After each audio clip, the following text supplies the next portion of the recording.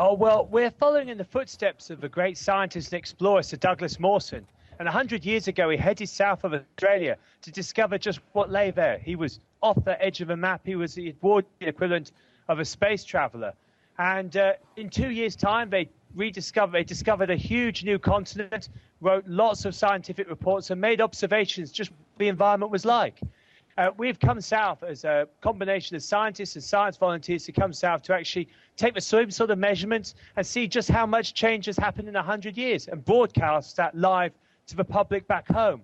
A couple of days before Christmas, we got into Mawson's hut, which had been cut off by sea ice. We traveled over 65 kilometers worth of sea ice with an ocean below of half a kilometer. And we got into the huts and we did a huge amount of science there.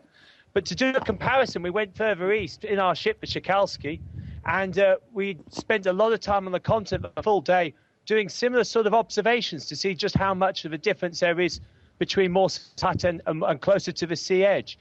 Unfortunately, even though the satellite data had shown the sea ice was open and the weather was quite good, conditions were clearly changing when we got back to the ship. And by the end of the day, the wind had picked up and the sea ice was moving around a lot. And in spite of the captain's best efforts, we realized we just couldn't get through. And Christmas Eve, he made the call and issued the alert asking for help. The location we're at is notorious for high winds. Mawson actually labeled this area the home of a blizzard. It's in the Guinness Book of Records as the windiest place in the world, with average wind speeds of 70 kilometers an hour. And if you went to the Chris Turney Intrepid Science YouTube channel, there's a little movie clip there showing you just how windy it was. And that was average wind speeds for Mawson and his team. And that practical upshot of which is it's built up a lot of sea ice. It's around 2.5 meters thick around us. And it even started tilting the ship yesterday, and the captain had to adjust the ballast in the vessel to level us back off again. So there's inherent risks of working in here. And in spite of the best technology available,